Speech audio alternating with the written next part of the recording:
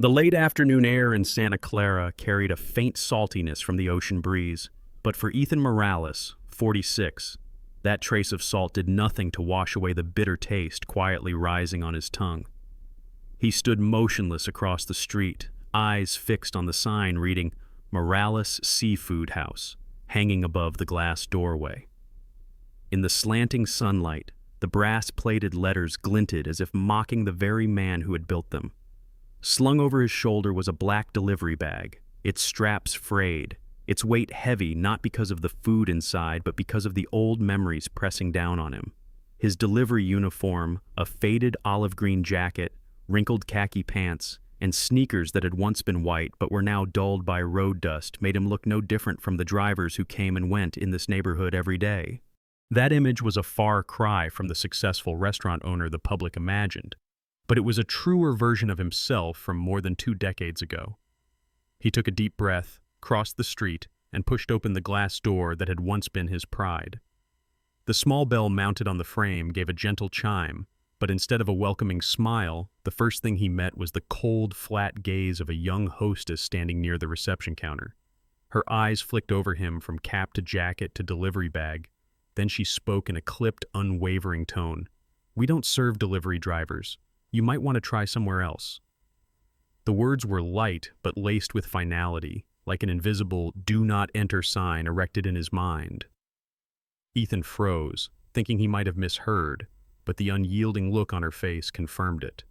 Without a word of protest, he gave a slight nod, turned, and stepped back outside, letting the door close behind him with a soft but heavy thud. Out on the street, the crowd flowed past without notice of the middle-aged man standing alone on the sidewalk. His eyes stayed fixed on the sign where the name Morales, his name was carved with care, like an engraving of the dream he once had. But that dream was now slipping away, fading into the distance, leaving behind only an uncomfortable emptiness. He remembered the long days and late nights of running food deliveries, the meager paychecks, the condescending glances when he dared step into upscale places just to buy dinner. It was those experiences that had driven him to open this restaurant, a place, in his mind, that would always welcome everyone, no matter their clothes or their work. But clearly, that vision no longer existed. The ocean wind picked up, tossing a few silvered strands of hair against his forehead, but Ethan didn't brush them away.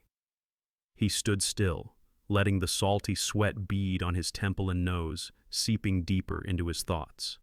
The present blurred into the past, the same uniform, the same feeling of being pushed to the margins. The only difference was that this time, it was happening inside the very creation he had built. A sigh escaped him, heavy as a stone tied to his chest. In his mind, one sentence rang clear and sharp, cutting into him. "I used to be a delivery driver. Today they kicked me out of my own restaurant." He looked into the glass door, seeing a reflection both familiar and strange. The man in the glass had the same eyes, but the confident glint was gone, replaced by doubt and a trace of disappointment. He had once believed Morales Seafood House was a promise to the community, proof that workers, travelers, and anyone else deserved to be treated with respect. But today that promise had been torn apart by a single casual sentence, and he knew that if he simply stood outside, the dream would not just drift further away, it would vanish entirely. Ethan walked away from the restaurant's entrance, but his steps didn't take him home right away. Instead, he wandered through the seaside neighborhood, where every street corner carried echoes of the early days when he was building his business. The cobblestone streets were still there, the rows of palm trees still swayed in the afternoon breeze. Yet somehow everything felt different, or perhaps it was he who had changed. In his hand, his phone buzzed with new notifications from a popular dining review app. Habit made him open it, and almost instantly the short lines of text on the screen pierced his chest like cold steel pins. "Turned away for wearing a delivery uniform. Never experienced such disrespectful service. 1 star. Beautiful restaurant, but not for working class people. We were asked to leave the moment we stepped in. 1 star. Good for the elite. Ordinary folks don't bother. 2 stars. He scrolled on, each review adding to a story he had just personally witnessed. His chest tightened. This wasn't just one incident, it was a pattern, repeating over and over, no longer an isolated mistake but a fixed way of operating. A thought rose in his mind. This is probably not the first time, and it definitely won't be the last if I stay silent. He slipped into a small coffee shop on the corner and took a seat at a table tucked behind the front window. In front of him sat a cup of black espresso, untouched, its aroma lingering in the air, a quiet excuse to linger. He opened the restaurant's internal management app and scrolled to the section for inventory and ingredient costs. The numbers jumped out at him. King crab, bluefin tuna, truffles. The quantities purchased and the portions sold didn't match. Ingredient costs had spiked sharply while revenue from those dishes remained flat. He didn't need to be an accounting expert to know something was off. A recent memory surfaced just last week. He had asked Victor Hayes, the assistant manager, about these unusual expenses. Back then, Victor had smiled easily, blaming it on inflation and rising market prices. His tone had been so casual, so confident, that Ethan hadn't pressed further. But now, with those negative reviews and these numbers side by side, Victor's smile suddenly looked more like a coat of paint covering something rotten beneath. Ethan leaned back, eyes drifting toward the ocean. The waves still rolled in steady rhythm, but inside him, another tide was beginning to rise, compressed and insistent. He knew that if he wanted to understand what was truly going on, spoken explanations would be worthless. He needed to see with his own eyes, hear with his own ears, without any filter but his own. And to do that, he would have to go back not as the restaurant's owner, but as someone they would underestimate so completely they wouldn't recognize him, a delivery driver. The thought slipped into his mind like a small spark, but the more he considered it, the brighter it burned. He had worn that uniform for years, had been looked through as though he didn't exist. Now that very invisibility could become his advantage, a ticket inside to witness the unvarnished truth. By the time he stepped out of the coffee shop, the sun had dipped low, casting the streets in deep amber light. Ethan decided that tonight he would dig out the old box stored in the back room, the one holding his jacket, cap, and worn-out shoes, items he thought he'd kept only as mementos. But tomorrow morning, they would return not to earn a living, but to reclaim the soul of the restaurant that bore his name. That night, Ethan's apartment was bathed in the dim glow of a single yellow lamp. He knelt beside a low wooden cabinet in the corner of his bedroom, pulling open a cardboard box that had yellowed with time. The scent of old fabric, sweat, and road dust rose up, carrying him back into memory like a film played in slow motion. On top lay a faded forest green delivery jacket, beneath it a baseball cap with a frayed brim, and at the bottom a pair of sneakers that had carried him across thousands of miles. He lifted each item gently, touching them as if speaking to a part of his past he had never truly left behind. Ethan slipped on the jacket. The fabric was stiff, rough at the shoulders, and as he pulled the zipper up, it let out a faint rasp, the familiar sound from countless rainy days spent delivering meals across the city. The cap went over his head, the stale warmth of worn cloth pressing against his skin, both stifling and strangely comforting. The shoes still fit, though the soles were worn almost smooth. He caught his reflection in the mirror, a middle-aged man, clean-shaven but dressed in the work-worn clothes of his younger, struggling years. Gone was the image of a successful restaurant owner, replaced by someone not worth a second glance. And that was exactly what he needed. He set his old delivery bag on the table and opened it for inspection. The inner lining had peeled away, one corner was torn, but the zipper still worked. Closing it, he tightened the straps, the weight settling on his shoulder like a reminder that tomorrow morning he would step into the world of those overlooked and quietly categorized as not to be served. The next morning, Ethan left his apartment just as the first light broke over the horizon. Cold sea air swept in, carrying the salt and the distant cries of gulls. He took the narrow back street leading to the restaurant's kitchen entrance, the same route used daily by delivery drivers. The metal door was cracked open, just as he had instructed in the early days. Always keep it open for the drivers so they won't have to wait outside in the sun or rain. Today, the rule was still followed. but not out of respect, simply because no one cared enough to close it. Inside, heat from the kitchen wrapped around him, laced with the smell of frying oil, garlic sizzling, and something else that made him pause. It wasn't the scent of seafood chowder or garlic bread, the staples his restaurant was known for, but the rich aroma of melting butter with white wine, cut with the faint sharpness of truffle. He recognized it instantly, the fragrance of expensive dishes that had no place on the standard menu. Ethan kept his pace slow, the way a driver waiting for a pickup might. No one greeted him. No one looked at him for more than a second. In this role, he was invisible, and that invisibility gave him freedom to watch. Through the narrow gap leading into the main kitchen, he saw large white porcelain plates being arranged with meticulous care.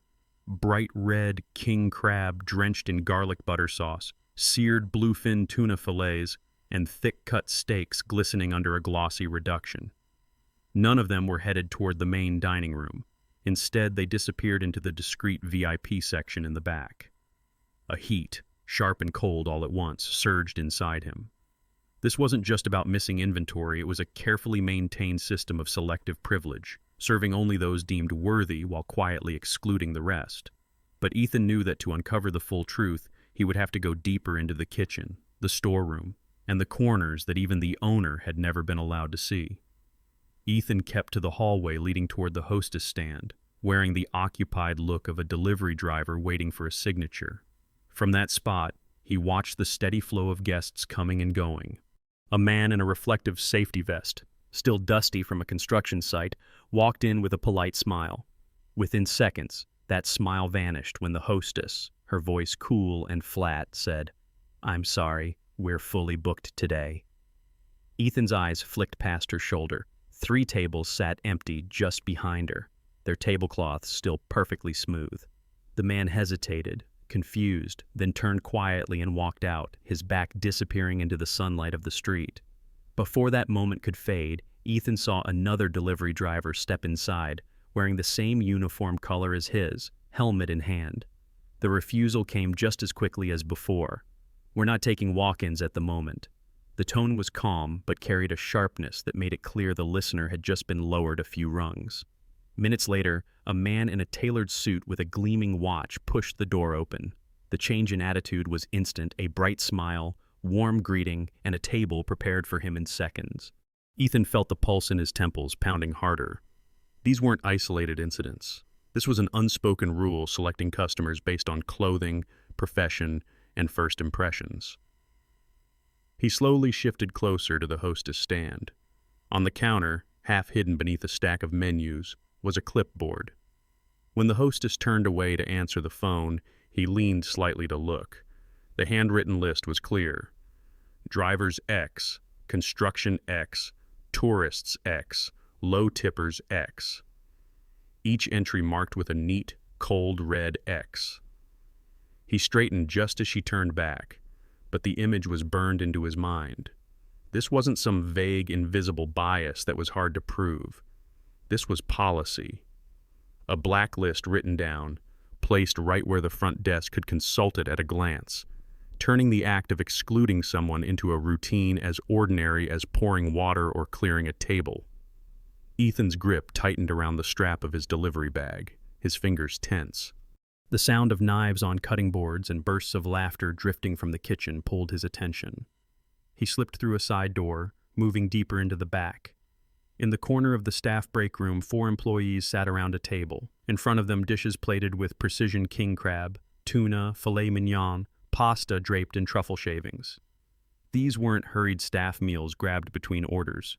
They were small feasts, elegant enough to belong on the premium menu. Ethan stayed still, half his body hidden behind a stainless steel rack, peering through a narrow gap. One cook chuckled as he shaved more truffle onto his plate, while another poured white wine into a plastic cup as if it were the most natural thing in the world. A voice rose above the chatter. "Marcus's turn tomorrow. Today's mine." The comment, met with laughter, stitched the pieces together. This wasn't a spur-of-the-moment indulgence. It was a rotation, an unspoken perk. He stepped back, his heart beating slow but heavy, the same sensation as spotting the first crack in a wall you once thought unshakable. Not only were guests being filtered, but the food, the soul of the restaurant, was being siphoned off to serve a select group under its own private rules. And worst of all, it was happening right in front of him, in the very place he had once believed was open to everyone. Ethan was about to leave the kitchen when the metallic clatter of a latch at the back exit made him freeze. He slipped behind a stack of cardboard boxes, leaning just enough to see. From the dim corner, Victor Hayes, the assistant manager Ethan had once trusted to oversee key operations, was pushing a small cart loaded with vacuum-sealed packages. The yellow hallway light glinted off the labels: imported filet mignon, Norwegian salmon, Italian wine, black truffles. Every item was on the restaurant's list of its most expensive ingredients. Victor cast a quick glance toward the kitchen, then pulled open the steel door leading to the rear parking lot. His movements were quick but never rushed, the kind of practiced ease that only comes from repetition. Ethan watched as Victor opened the trunk of a black SUV, placing each crate inside with the precision of handling legitimate goods.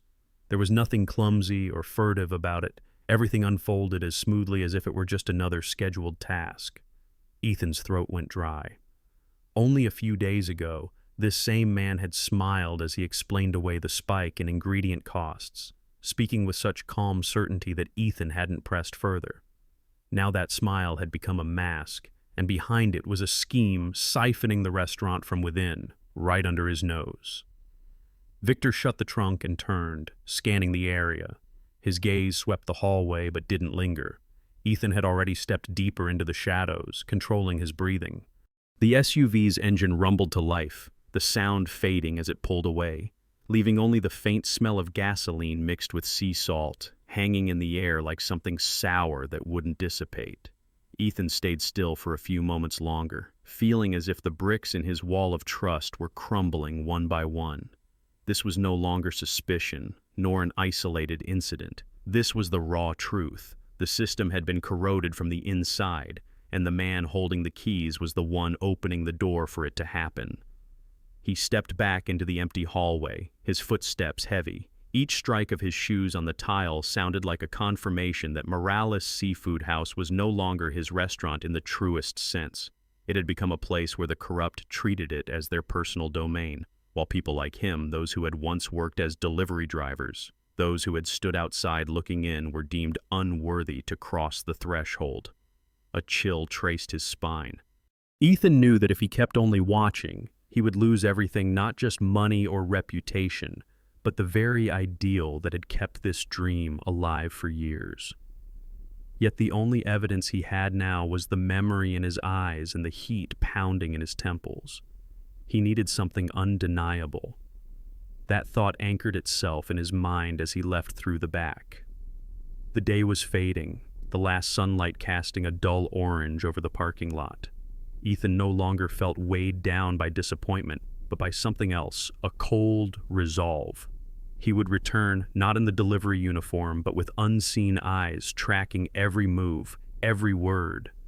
And next time, when the truth was laid bare, no one would be able to deny it.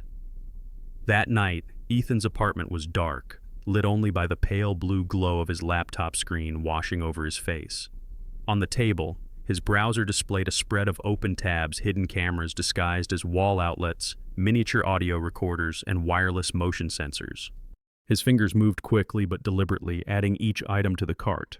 There was no room for hesitation. Every device was a piece of the plan he had already committed to carrying out. Ethan knew that his words, even as the owner of the restaurant, could still be challenged, twisted, or dismissed as misunderstanding or emotional bias. But images and audio were different. They were so indisputable that no one could deny them. He replayed every detail of the afternoon in his mind. The laughter in the break room, the rich smell of butter and truffle, the clipboard with its red X marks, and Victor pushing the cart out to the parking lot. These moments looped in his head like an irritating background track, pushing him toward action. He clicked place order and selected express delivery. The clock was nearing midnight, but he didn't feel tired. The anger had shifted into a quiet current of energy, like a tide pulling back only to surge forward with more force. He sat still, listening to the steady ticks of the second hand, each one bringing him closer to the moment the truth would be exposed. By the next morning, the sea breeze carried a fine mist over the streets. The packages arrived at his door just hours after sunrise. Ethan opened each box and inspected them closely. Lenses no bigger than a fingernail, microphones sensitive enough to pick up a whisper, compact backup batteries that could be hidden behind a wooden panel. He packed them into a black backpack, not the delivery bag from the day before, but a plain, lightweight pack that drew no attention. He reached the restaurant while the street was still quiet. No one paid much mind to the middle-aged man entering from the back. Here, anyone carrying a bag could be a staff member prepping for the morning shift. Ethan moved slowly, as if searching for something, but each step was a marker. The high corner of the kitchen, the narrow gap behind the bar, the ceiling of the employee break room, the cold storage room's corner, even the door frame near the host stand. At each location, a tiny device was fixed into place, disappearing into the paint or shadow. When the final camera was secured behind a vent, Ethan stepped back and checked the feed on his phone. The screen displayed crystal-clear frames, staff moving in the kitchen, the sound of knives on cutting boards, casual chatter mingled with bursts of laughter. Everything was streaming directly into his private storage. For the first time in weeks, he felt a weight lift from his chest, not because he had won, but because he no longer had to guess. Every word, every action would now be preserved, and when the time was right, it would all become undeniable proof. Ethan gathered his tools and left the restaurant as if he had never been there. Behind him, the tiny cameras quietly kept their eyes open, recording piece by piece the truth unfolding inside the place that still bore his name. On his lips was the faintest smile, not of triumph, but of a man who knew he had crossed the line from passive to active. The next day, the sky over Santa Clara was unusually clear, a deep blue that carried with it a strange kind of stillness, the stillness before a storm. Ethan chose a dark navy suit, perfectly tailored yet understated, with a pale gray tie resting neatly against a crisp white shirt. Every crease, every seam was adjusted with care, not to impress, but to send a message. Today was not going to be an ordinary day. He walked along the familiar street with no delivery bag slung over his shoulder, no sign of being someone invisible. When his hand touched the glass door handle of the restaurant, a wave of heaviness mixed with resolve rose within him. The small bell above the door chimed, and the effect rippled instantly through the room. Jenna, the hostess, widened her eyes, blinking rapidly as if trying to confirm what she was seeing. A few servers froze mid-step, trays trembling slightly in their hands. No one spoke, but the air had shifted. Ethan moved slowly, each step measuring the distance between himself and the host stand. His gaze swept the room, familiar faces that now looked at him differently. Gone was the false warmth reserved for the boss, replaced by the guarded expression of people who sensed that something was about to happen. He stopped halfway across the dining floor, set a black leather briefcase on the nearest table, and unzipped it. The sound of the zipper was sharp in the hushed space. Ethan took out his phone and connected it to the restaurant's sound system. His voice came through the speakers, steady and even. "All staff, please come to the front. Guests, please remain at your tables." No one moved for a few seconds until he repeated himself, his tone lower, slower, but sharper. "Now." Footsteps began to sound, slow and uneasy. A line of staff formed near the host stand. Jenna, Brianna, Marcus faces that once smiled at familiar customers, but closed off at the sight of those they deemed not worth serving. Ethan looked at each one, his eyes not flashing with uncontrolled anger, but holding a cold, deliberate focus. He spoke slowly and clearly. "I once promised that this place was for everyone, but someone rewrote that rule in a different way." A few eyes dropped, a few hands tightened. "My name is Ethan Morales," he continued, "and I am the owner of this restaurant." The words dropped like a stone into still water, sending ripples outward. Guests looked up from their meals, staff's expressions shifted, and Ethan stood firm without blinking. He drew a breath and said, his voice low but sharp, "Yesterday, I walked in here as a delivery driver, and you threw me out." A heavy pause followed before he leaned over, opened his laptop, and pressed a key. The large screen mounted in the corner, normally used to display the menu, switched to playing footage from hidden cameras. Clips rolled of Brianna pouring truffle oil into a pan, Marcus slicing thick cuts of steak, Victor loading premium ingredients into a vehicle, intercut with the sound of laughter and comments like, "Only serve important people. Let the drivers wait." Not a single excuse was spoken. Murmurs spread among the guests, a few covering their mouths in disbelief. Ethan didn't look at anyone in particular, letting the images and voices speak for themselves. In that moment, control no longer rested in words. It belonged to the truth, vivid and undeniable, laid bare in the very place that had once been his pride. When the final piece of footage faded from the screen, the room sank into a dense, heavy silence.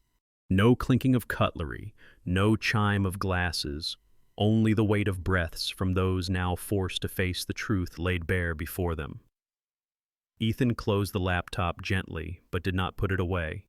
He pulled out a photograph and projected it onto the large screen, a handwritten sheet of paper, with the top clearly marked in capital letters, "Do not serve."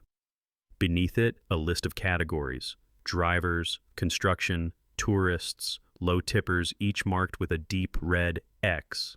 Somewhere in the room, a sharp breath escaped, as if someone had just realized they had seen this policy before without ever questioning it.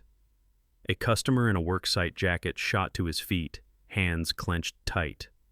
At a table near the window, an older woman covered her mouth, her eyes wide with shock. "My God, all those times I was given a seat right away, it was because they were turned away." No one answered, and her words hung in the air, heavy and unmoving. Ethan stepped forward, his voice not loud, yet cutting clear through the space. "This is not a rumor. This is not a misunderstanding. This is policy, a policy of discrimination carried out in this restaurant, under my name." He paused, his eyes sweeping over the line of staff with their heads bowed. Those who believed they had the right to decide who was worthy of service forgot that this place was built to serve everyone. He called out each name, slow and deliberate, each one landing like the edge of a cold blade. "Brianna, Marcus, Jenna, Victor, you are terminated, effective immediately." Victor opened his mouth to speak, but Ethan raised a hand, his tone still measured.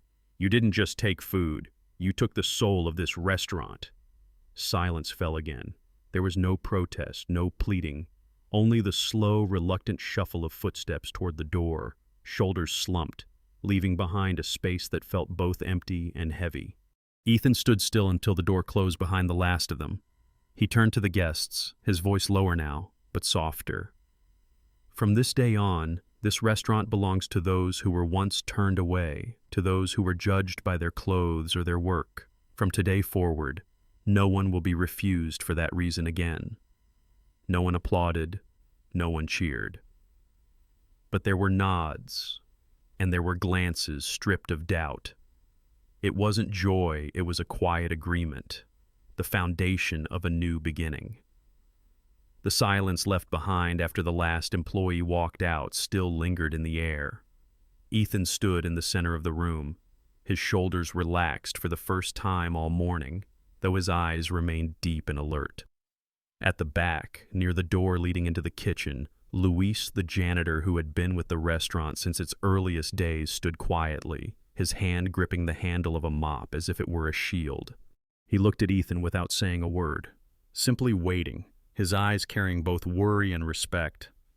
Ethan walked toward him slowly, stopping just a few steps away. His voice dropped, no longer carrying the hard edge of a man who had just fired an entire group of employees, but instead the tone of someone speaking in private. "You believed in this place even when things began to crack," Ethan said, his gaze locked on Luis's. Luis gave a small shake of his head and replied softly, "I just clean." "No," Ethan corrected. "You've kept it clean, not just the floors, but something far more important, respect." From his pocket, Ethan took out a key, the master key to the restaurant, its metal dulled by years of use. He placed it into Luis's hand, gently folding his fingers around it. "From today, you're the manager." Luis's eyes widened in shock. I've never run anything before." Ethan offered a small but genuine smile. "You've managed to keep kindness alive. That's enough." A moment of quiet passed. Then Luis nodded, slow and certain. His hand tightened around the key as if it weighed more than any cleaning tool he had ever held. Ethan turned to face the guests, his voice steady. "Starting today, this restaurant will serve everyone regardless of their job, their income, or their clothes. And we will begin a new program.